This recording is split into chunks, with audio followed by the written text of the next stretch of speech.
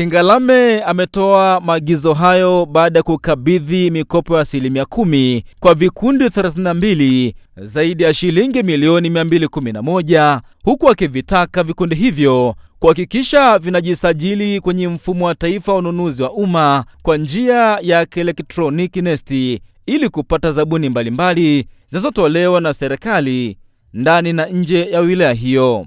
Na nizielekeze taasisi nunuzi kuhakikisha zinatenga 30% ya zabuni na kutoa kwa vikundi vitakavyokidhi vigezo ndani ya wilaya yetu ya Nyang'hwale. Kuwakopesha leo iwe ni mwanzo au ni mwendelezo wa usimamizi na ufuatiliaji wa shughuli ambazo wenzetu wanaenda kuzitekeleza. Turejeshe mikopo mara muda utakapoanza kufika wa marejesho.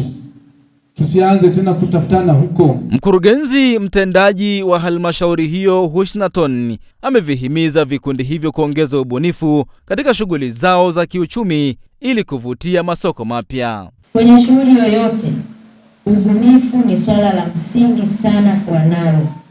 Ili kazi mnayoifanya iweze kuwa na ufanisi, ni lazima tuwe na ubunifu kwenye kazi zetu. Lazima tufanye utafiti wa mahala na aina ya biashara ambayo tunakwenda kuianzisha. Mikopo hiyo imetolewa katika robo ya 4 ya mwaka wa fedha 2025/26. Hadi sasa zaidi ya shilingi milioni 879 zimetolewa kwa vikundi zaidi ya 118 wilayani humo.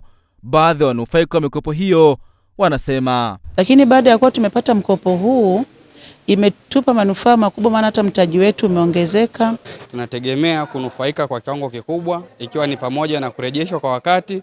Kutoka Nyang'hwale, mimi ni Mrisho Sadik.